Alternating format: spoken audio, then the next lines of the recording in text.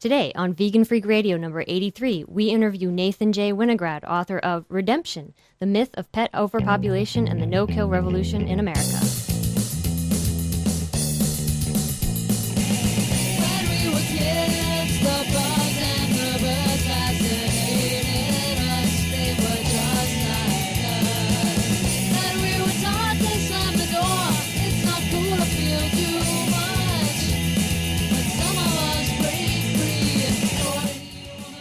Coming to you from high atop their elite fortress of moral superiority, here are your protein-deficient hosts, Bob and Jenna. Hey freaks, this is Bob. And Jenna. And we're back again for another week of Vegan Freak Radio. This week we have an interview with Nathan J. Winograd, as Jenna said.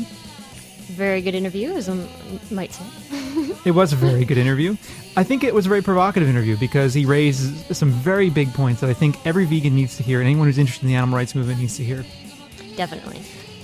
Because a lot of us have misconceptions about what goes on in shelters, what needs to go on in shelters. Absolutely. I think, I mean, in my own experience, having talked to people about these issues, a lot of people, I think, view the euthanization of animals in shelters as a regrettable but necessary fact of life. Right. You know, it's sad that we have to do this. There are millions and millions of animals, and they can't just suffer, spend their whole lives in shelters, so we have to kill healthy animals, right? This is a line of logic that we hear all the time. Unfortunately, not only from, you know, the mainstream organizations that support it, but from within the animal rights movement itself. There are a lot of people who back these ideas. What I think today's interview does very, very powerfully is to challenge that idea.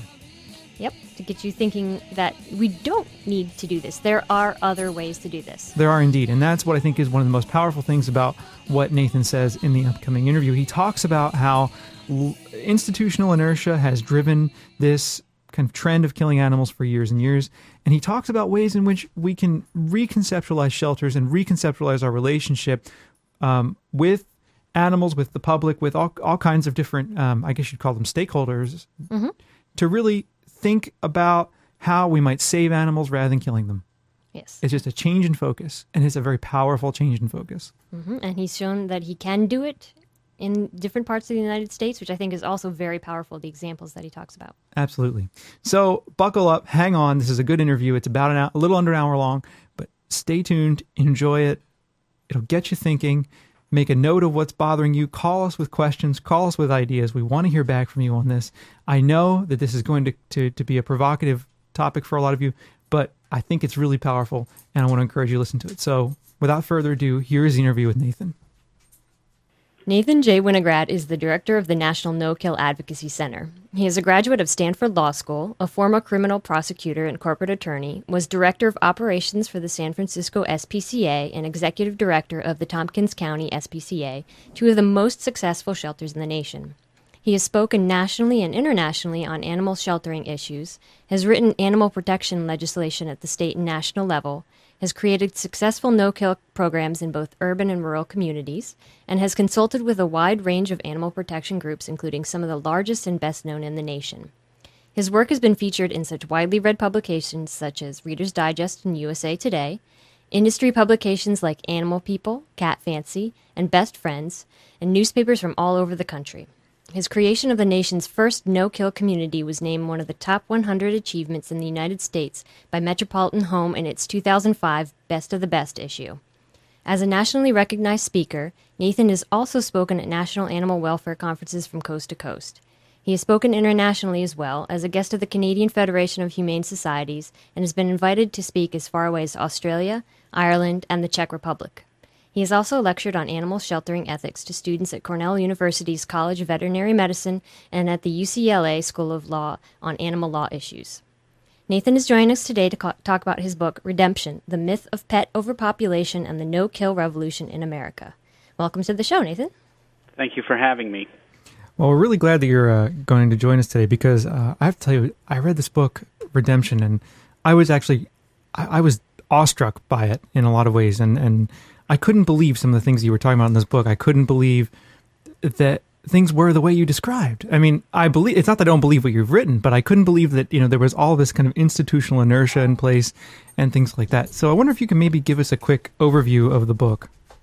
Well, first let me say that you're not alone in your surprise. At one point I too was surprised. I was a law student at Stanford University, and I met a woman who was feeding some cats on campus, and she told me that at one point the university had announced plans to round up and kill the feral or wild cats that lived on the Stanford University campus, about 1,500 of them. And a group of students, staff, and faculty sort of banded together and tried to come up with a life-saving alternative.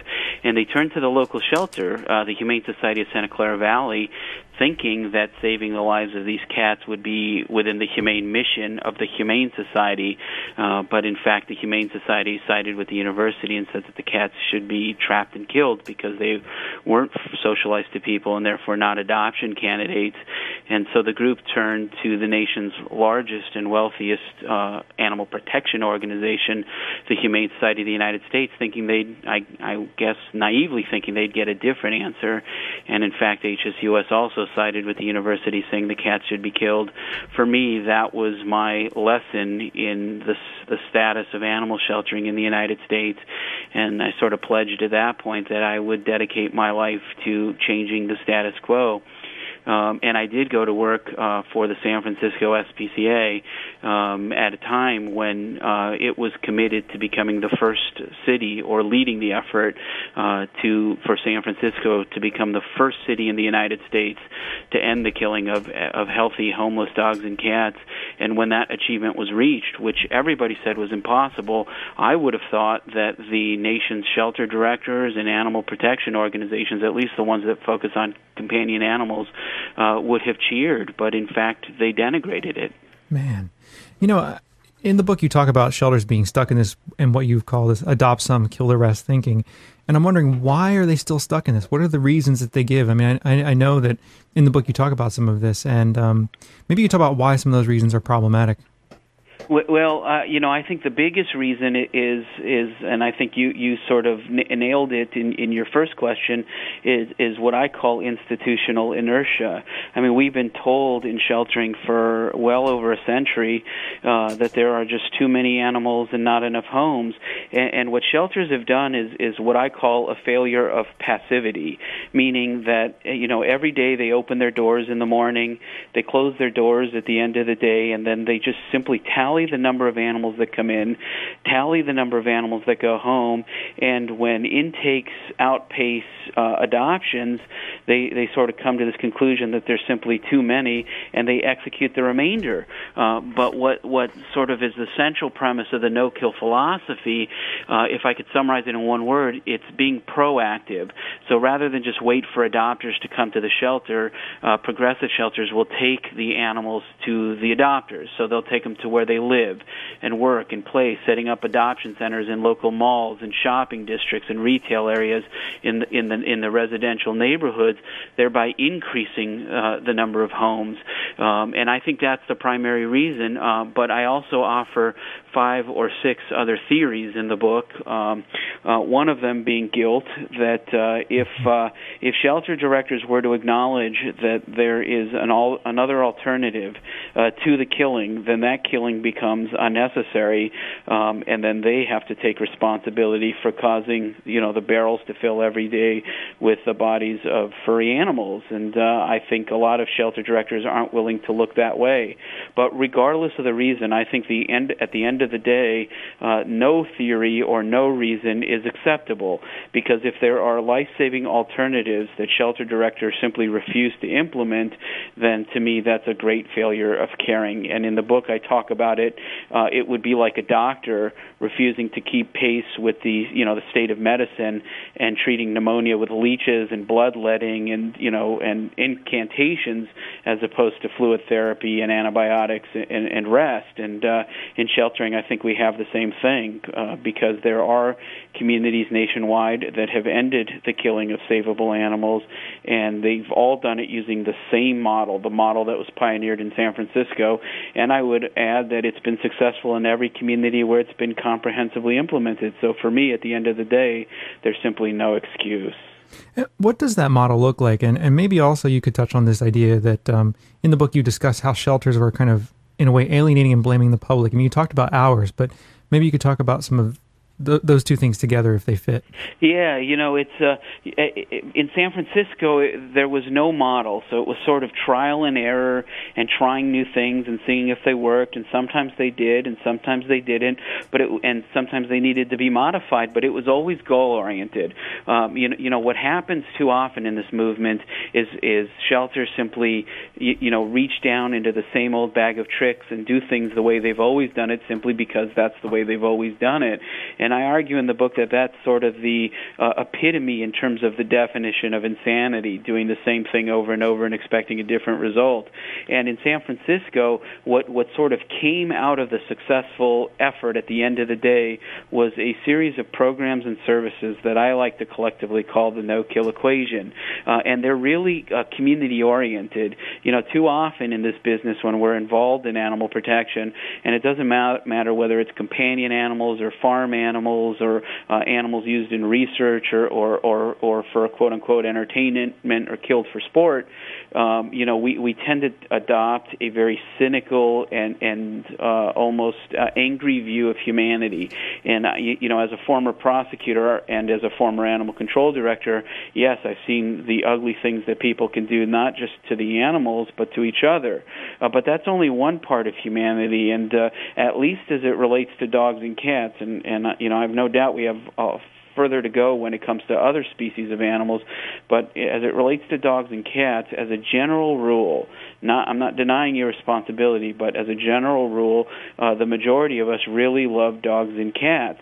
And so it's incumbent upon shelters to tap into that compassion for dogs and cats to help save lives. And some of those programs include allowing people to volunteer in the shelter, allowing people to foster animals. In other words, take these tiny kittens and puppies that aren't ready for adoption or injured animals or traumatized animals into their homes for short periods of time until the animals are old enough or well enough to be adopted. Programs to sterilize and re-release feral cats to volunteer caretakers who watch them and feed them and care for them for the rest of their lives. But since shelters have adopted the view that the public is irresponsible and the public is to blame for the killing, a lot of them aren't able to make the mental leap that the public is also capable of great compassion. So rather than embrace the public, they set themselves up in an adversarial relationship. And I think that's really the great failing of traditional sheltering. There seems to be a lot of, besides that myth that it's the public's fault, there seem to be a lot of myths at work here to prevent shelters from doing exactly what you just described. And one of them is, you described in your book about pet overpopulation being a myth. Another one that I hear a lot is, well, if we didn't kill animals in the shelters, then no one would have any incentive to go to one. Like, they wouldn't feel the guilt in order to go to a shelter to get an animal. Could you talk about some of these myths? Yeah, that last one, I can talk certainly about the myth of pet overpopulation, but that last one is the argument, in fact, that the head of animal control in San Francisco made in trying to oppose the effort to save the life of create a guarantee for every healthy homeless dog and cat in San Francisco, saying that if people thought that we were going to save their animals, they would more likely surrender them, or they would stop spaying and neutering. And really, that argument just is so incredibly bizarre. It's almost embarrassing that those kinds of arguments are being made publicly, because if you think about it logically, what is being said is we need to keep killing so that people don't surrender their animals. And I don't know anybody who loves dogs and cats that says that's a fair trade-off, needlessly sacrificing the lives of animals just to scare people into keeping their animals. Because I feel like at the end of the day, one, that's not an ethical argument, but two, if someone doesn't want their animal, and we have the ability to create no-kill shelters and no-kill communities, then I would rather, as a shelter director, have them bring me the animal, because I don't want that animal being in a home where he or she is unloved or uncared for, when I can find that animal the type of home that he or she deserves. But really, what keeps us mired in these failed policies and shelters is the myth of pet overpopulation. And again, that stems from shelter passivity, because if you look at all the data there are about twice as many people looking to bring a new dog into their home every year than the total number of dogs entering shelters, and more people are looking to bring a new cat into their homes than the total number of cats entering shelters. And so all the data points to the fact that we can be a no-kill nation today if every shelter and every community comprehensively implemented the programs of the no-kill equation. But more than just statistical data, we've seen what has happened in communities that have done so. Communities like Tompkins County, communities like Charlottesville, Virginia, communities like San Francisco, communities like Reno, Nevada, communities like Ivan City, Utah, and others. And these communities sort of demographically share nothing in common. Some of them are urban, some of them are rural, some are in the north, some are in the south. Some are in areas that are considered blue states or very liberal, and at least one of them is in the reddest part of the reddest state. And that tells me, despite our differences on so many issues in the United States, when it comes to dogs and cats, people of all walks of life want to build a better world for them. That's such a powerful idea. And in reading about a lot of the tenets of kind of the no-kill philosophy, they're really striking. But I think what is really surprising to me is the extent to which certain groups, like groups that are ostensibly on paper in favor of protecting animal interests, like the Humane Society and PETA, what is really amazing to me is how these groups have either ignored the successes of places like Tompkins County and a bunch of other places you just cited, and how they've actually actively gone out against no-kill in some situations. Can you maybe talk about some of that? Yeah, and particularly with the animal rights groups, it's been sort of personally very hurtful because I have been an ethical vegan since 1991. The first time I actually literally walked into a dairy farm thinking I was going to find an idyllic place and saw what I saw, and literally at that point, quietly made a commitment to a particular cow that I came across and said, I'm not going to participate in this. And so, in terms of sympathies with the arguments, I think some of the arguments as it relates to other animals are unassailable ethically. And so, why then are we not going to extend the types of protections we seek for farmed animals, for example, to dogs and cats? And I think part of it, at least as it relates to a group like PETA, is that its founder actually, before she started PETA, used to work at an animal control shelter in Washington, D.C., a shelter, I would add, that had and has a long history of controversy surrounding its kill rates. To this day, it kills an inordinate, actually over 70% of all the dogs and cats that come through the shelter, and she did kill dogs and cats for that shelter when she worked there. And I think all the reasons that I talked about of why shelters don't change apply to PETA, primarily because their founder and head brings those attitudes with her. I have no doubt that PETA will finally embrace no-kill when its founder retires or resigns or is pushed out or leaves for whatever reason. But for now, groups like PETA and HSUS, primarily because their companion animal departments actually rose from the ranks of animal control. I mean, if you look at the vice president of companion animals at HSUS, which is the guy who oversees their policies as it relates to dogs and cats in shelters, his history is running shelters with a history of high killing rates for dogs and cats, and it just is shocking for the average dog and cat person, and it's shocking for me because, as you know, in the different types of issues that you folks cover, it's rare when the average American is more progressive than the national animal protection or animal rights groups. But as it relates to dogs and cats in shelters, I think that is absolutely true. Absolutely. And actually, we have a voicemail from a listener. It's only 20 seconds long that it kind of hits on a similar question. I'll play that for you, and maybe you can respond to that as well. Sure. Hey, Bob and Jen, this is Joe for the Guns N' Roses from the forum. The question for the author is, how do we combat all the misinformation put out there by groups such as ACUSS, HSUS, or PETA when they get all the media attention and they have all the funding? All right, thank you. Great show. Bye. I hope you could hear that okay.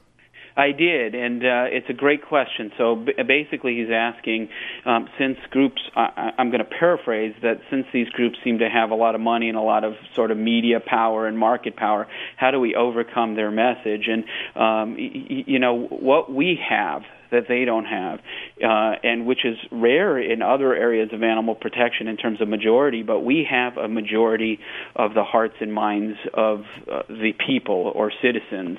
And all we need to do is to start letting our elected officials know that the local shelter, for example, is not run in a way that reflects our values. And I'll just give you one example. In Atlanta, Georgia, for many, many years, the local Humane Society contracted with Fulton County, Georgia, to run animal control. And the head of that Humane Society was a darling of HSUS. He actually sat on their National Sheltering Committee. He helped influence policy as it relates to companion animals for HSUS. But the shelter itself killed somewhere upwards of 80 to 90% of all the dogs that came through. And the citizens sort of finally said, enough is enough. And they began attending city council meetings and started making the types of demands that we're seeing more and more in communities across the country. And what they didn't have, which we now have, are successful jurisdictions. Nonetheless, that we can point to. So you're not alone when you walk up to the city council and say, we want to end the killing in our local shelter. You've got Tompkins County as an example. You've got Charlottesville, Virginia as an example, and some of the other communities that I talk about in the book and that have gone no-kill since the publication of the book to point to and say, look, they're doing a better job than we're doing. They're spending no more money to do it, and we love dogs and cats here just as much as they do. And that type of argument is actually winning converts among city councils nationwide. I mean, one of the things that I do now as the director of the No Kill Advocacy Center is I actually go to communities nationwide to help municipalities, move from a kill, sort of adopt some kill the rest model of sheltering to a no-kill model of sheltering. And I've gone to places that I never thought I would visit. I've gone to rural Georgia. I've gone to rural Utah. I've gone to Philadelphia, Seattle, places big and small, rural and urban, red and blue.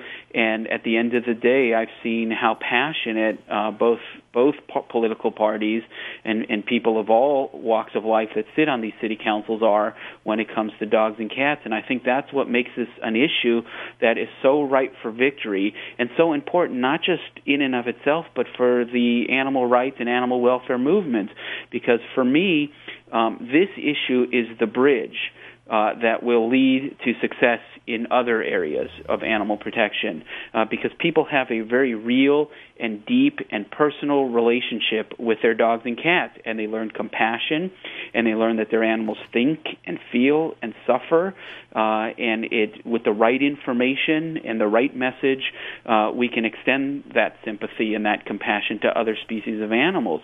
But when groups like HSUS and PETA say that dogs and cats don't have rights and don't have a right to live and, in fact, can and should be killed in shelters, we sort of burn the bridge to these larger issues, and that's why I think they do a disservice not just to dogs and cats but to all the animals they claim to represent.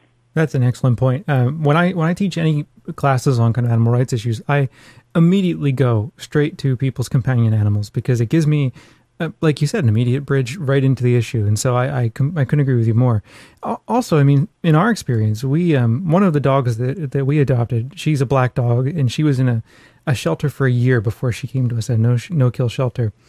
And after we adopted her, some folks who we know kind of through the animal rights movement mentioned to us that no-kill shelters were kind of a myth and that all they really did was turn dogs and cats away, right? So what they were essentially saying was, well, look, you adopted this one dog, but think about all the dogs that were turned away by this shelter, that were probably turned away by this shelter. And the implication is that we were kind of delusional in thinking that no-kill was even a possibility. We were delusional in supporting the shelter and in taking, our little black dog out of that shelter. And so I'm wondering if maybe you could address that idea. I think it comes largely through a lot of these big movement organizations, but maybe you could address the idea that no-kill shelters are really just limited admission shelters. I mean, why is that a flawed idea? Well, first of all, I mean, even if that were true, the argument being made is that no-kill shelters are derelict because they refuse to kill animals.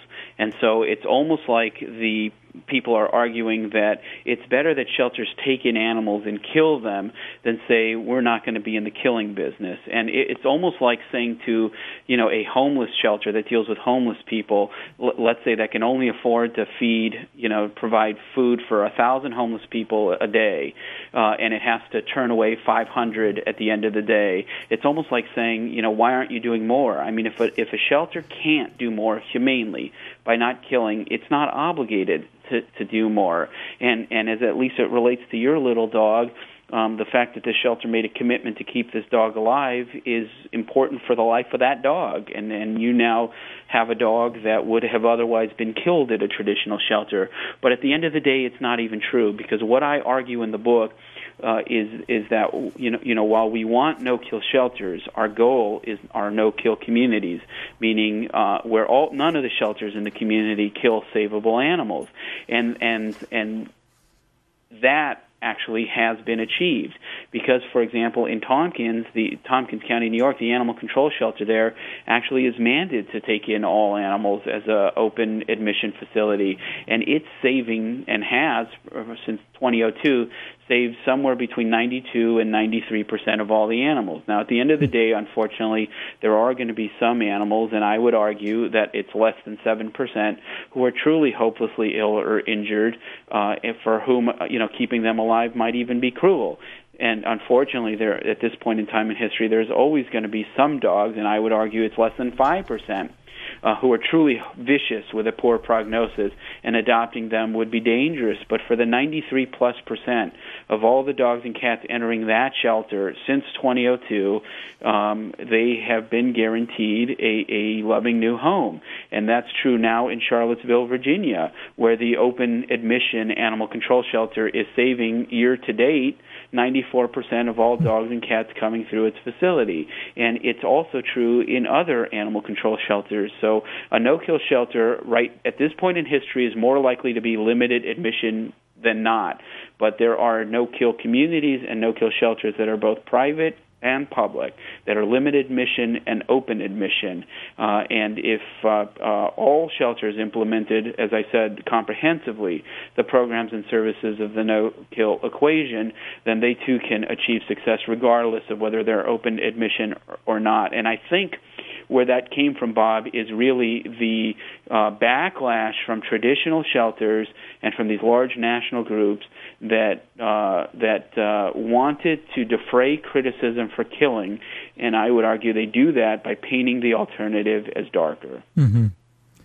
Well, since you mentioned the Tompkins County example there, can you tell us a little bit more about your experience there as executive director of the SPCA, about maybe a little bit about what you were hired to do and how you made some of the changes you made? Well, the story actually starts in San Francisco. We were at the point where we were at the time the most successful community in the country at saving lives. We were saving lives at about 3 times the rate of most urban communities, and well above the national average. And we had been saving every healthy dog and cat citywide since 1994. Unfortunately, new leadership at the agency, my boss, left, and a new director was brought in. I was the director of operations, but the president above me, who actually ran the organization, had different priorities and started moving away from the nuts and bolts programs that had made the city so successful. I mean, it was tragic, but it was also deliberate. And so I started to look for another community to sort of expand the model. And one of the criticisms that I heard from communities nationwide was, okay, well, maybe you can create success in San Francisco, which they called a progressive, intelligent urban community. But you could not achieve that success in a more rural community because of what they claimed was poverty and more antiquated views of animals.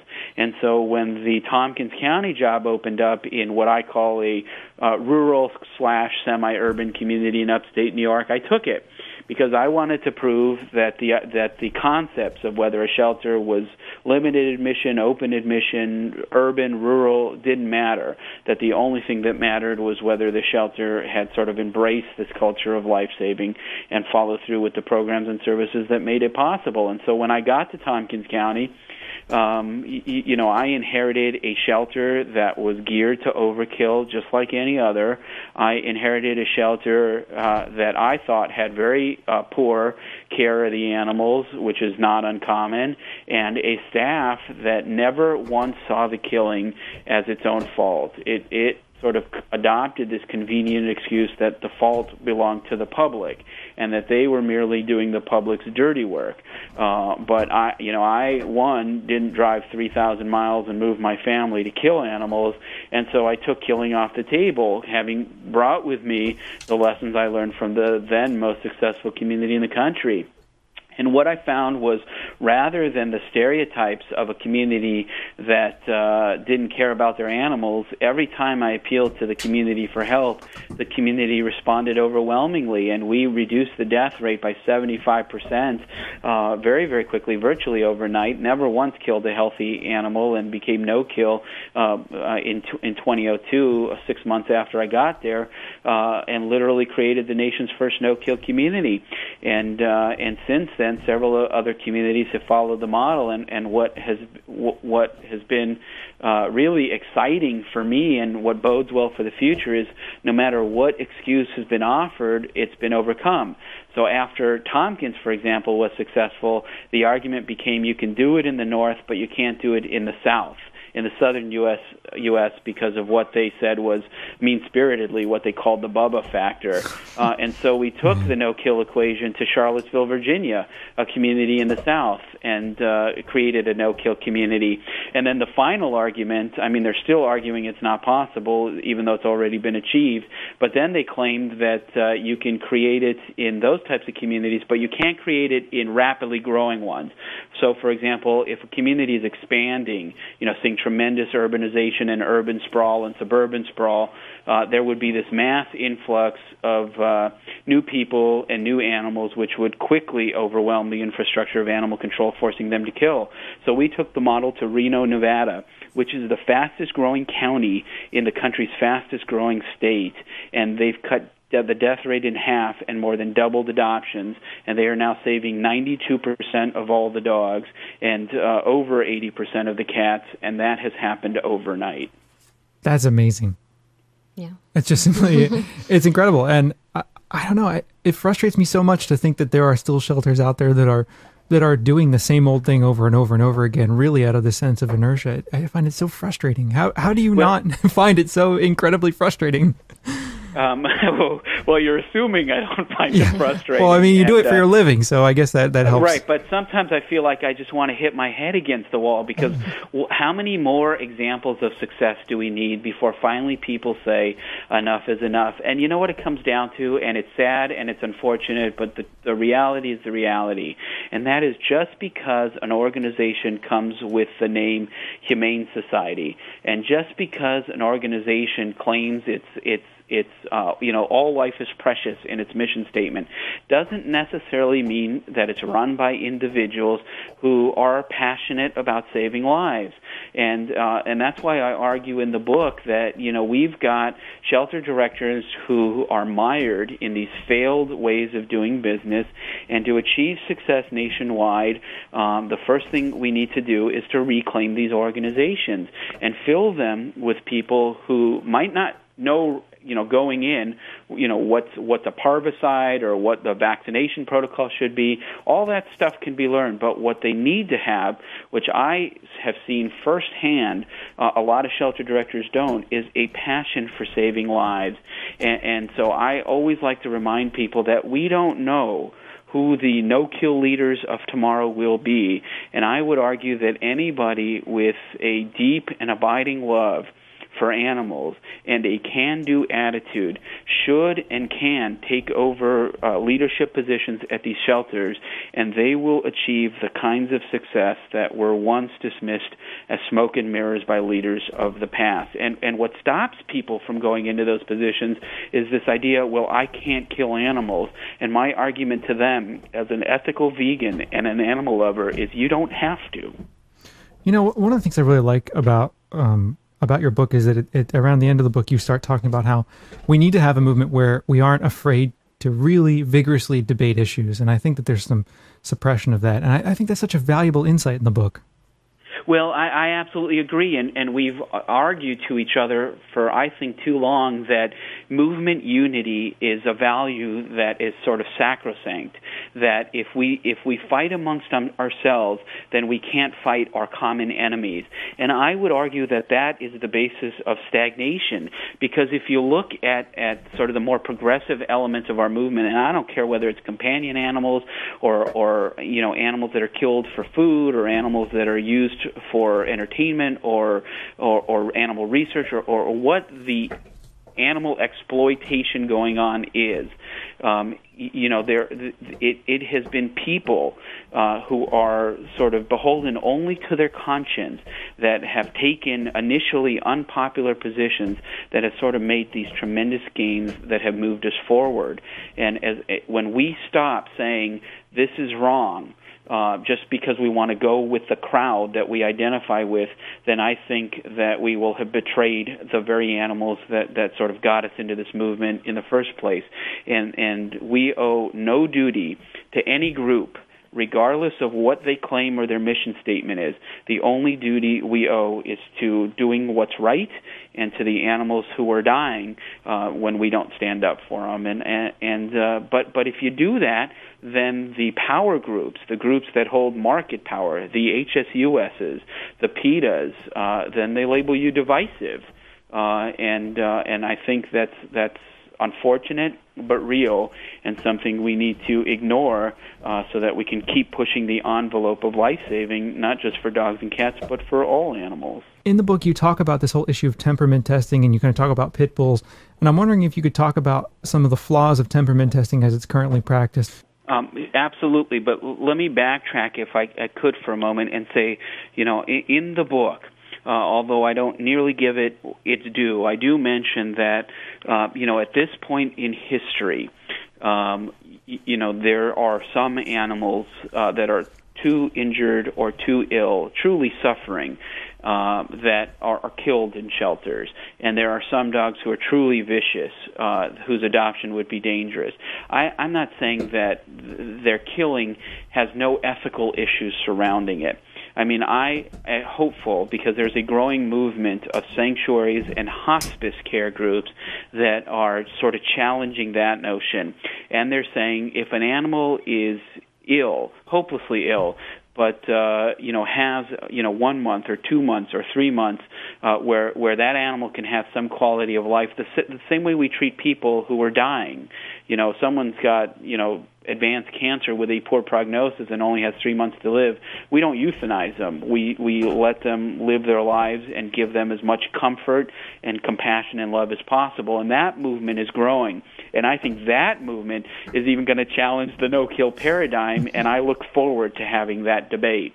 And with vicious dogs, it's true that I can't advocate for their adoption, and responsible shelters don't. But that doesn't mean that they should be executed. I mean, they are now, and that's definitely tragic. But I'm hopeful in the future that sanctuary groups challenge that too and say, as a society, we have to find a place where they can be with other dogs and have quality of life, even if they're not safe to put around people. Having said that, right now, unfortunately, vicious dogs don't have an option other than killing in the vast majority of cases.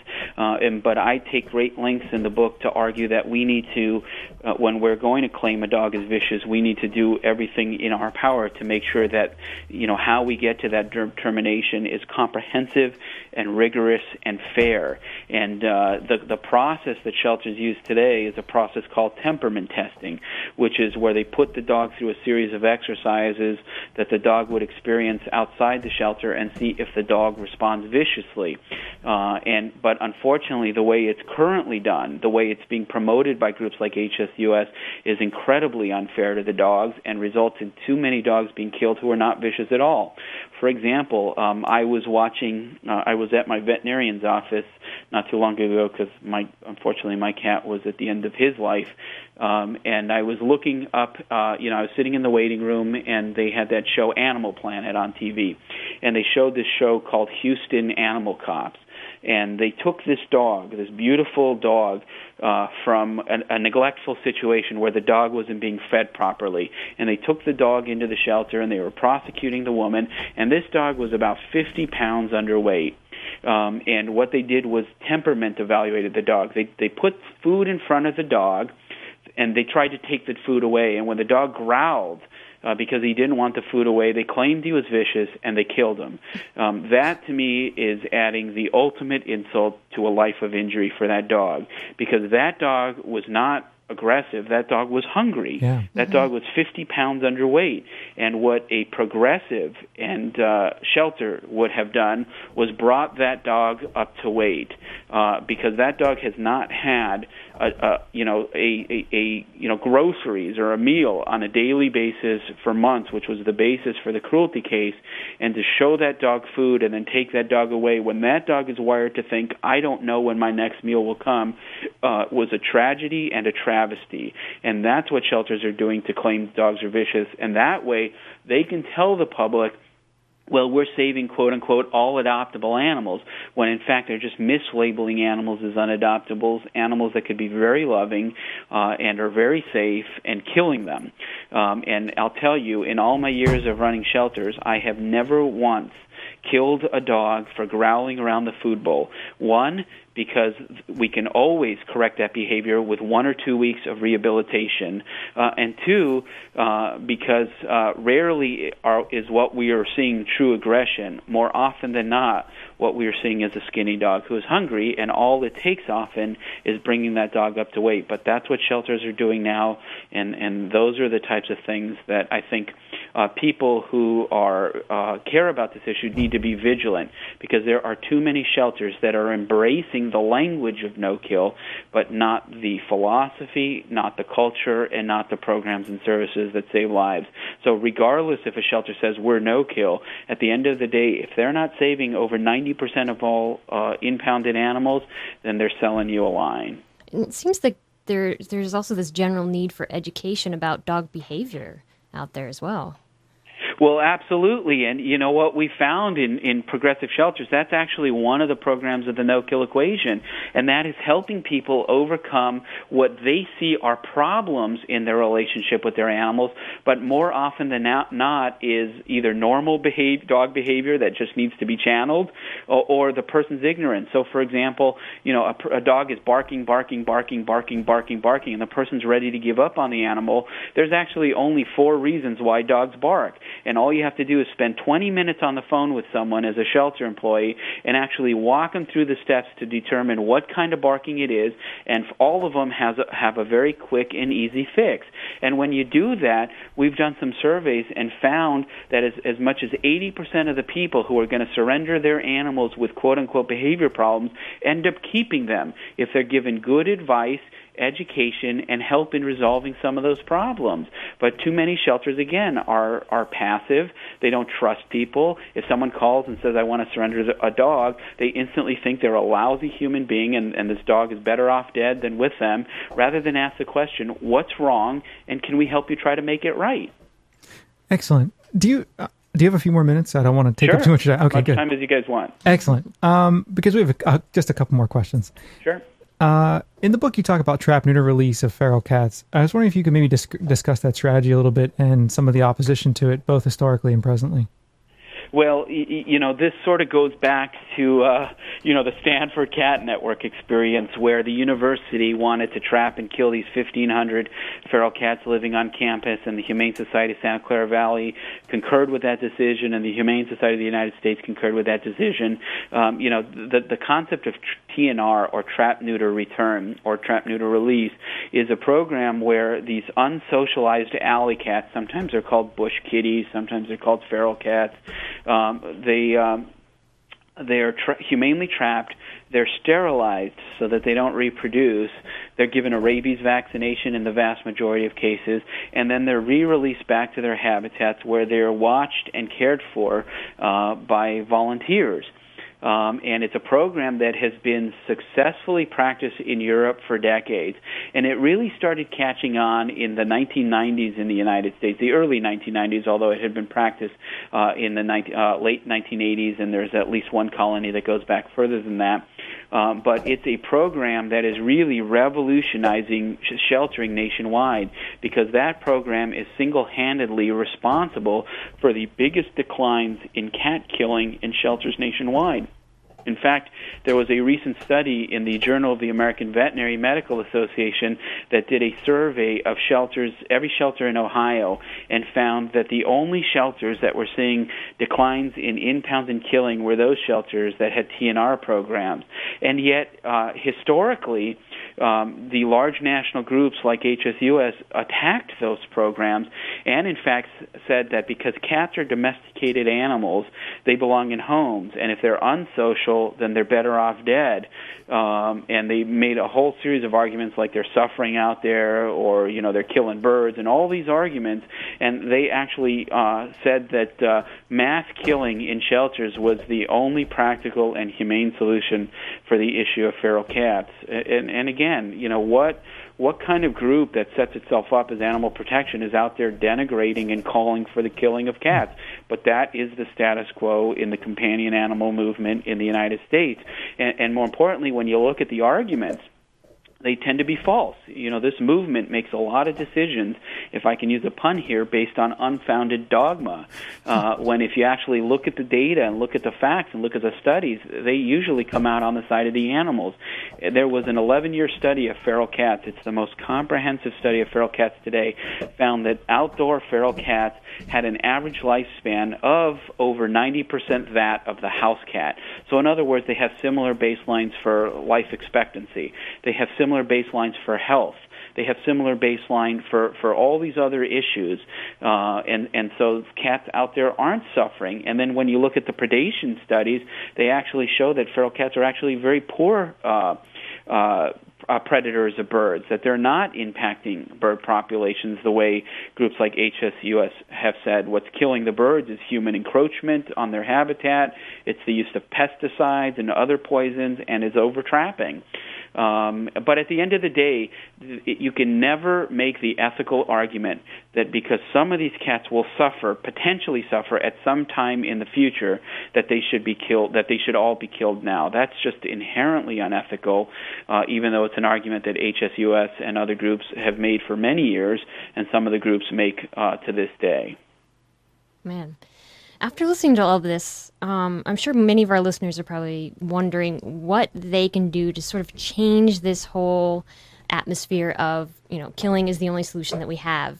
So what can they do if they want to move maybe their local shelters to no-kill? What can they do to get started?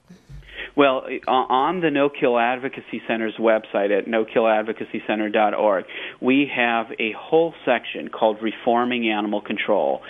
We have a step-by-step guide for people to change the animal control shelter in their community.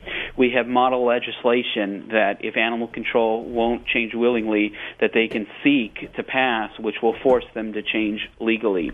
We have a discussion of the programs and services necessary, model jurisdictions that they can point to that are saving the lives at the same or even less cost. And so there's, how to respond to the arguments.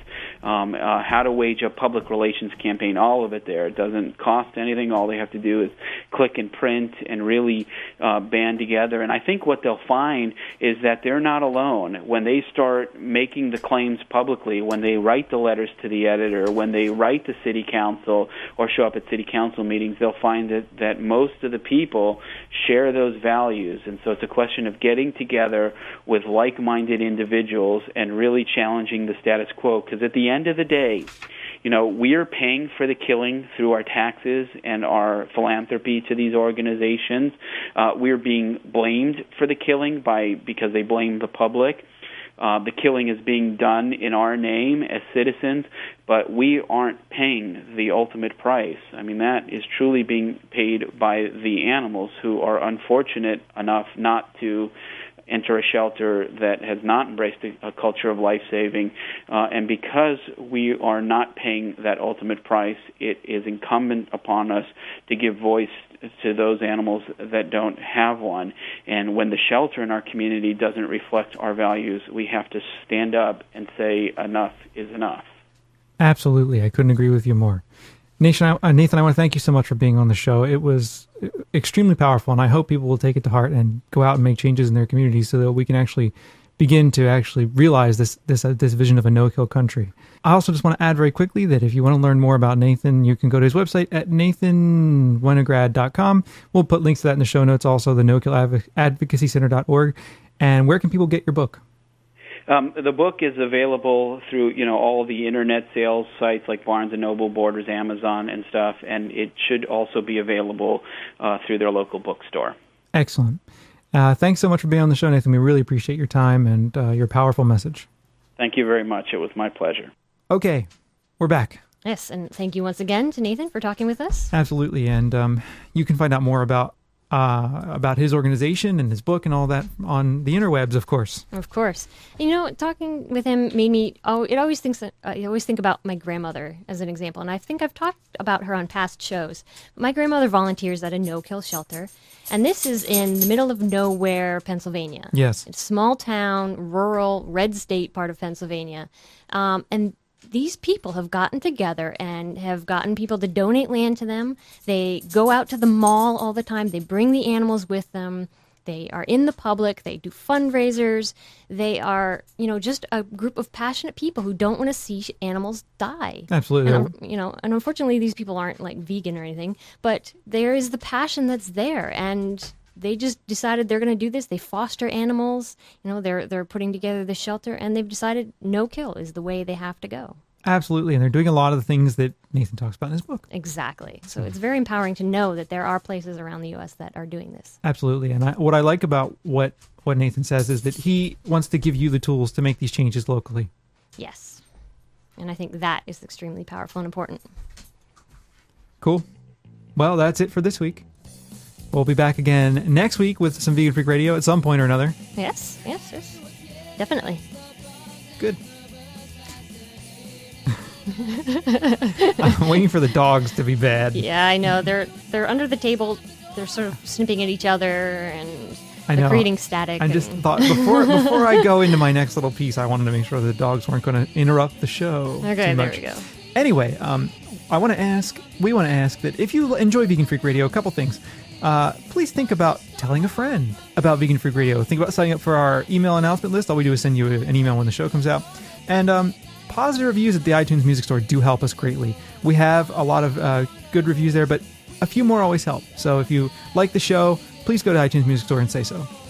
Yes, that would be very wonderful for us. And if you have any questions or comments, be in touch. Our voicemail line is 267-295-1944. If you go to veganfreakradio.com, you can also leave a voicemail electronically using the little thing in the right-hand side of the screen, the MyChingo thing. Mm-hmm. You can send us email at show@veganfreakradio.com. I think that's about all. Yep. Cool. I think you got it. All right. Well, thank you for listening, and stay in touch with us. We'll be back again soon. Bye. Well, what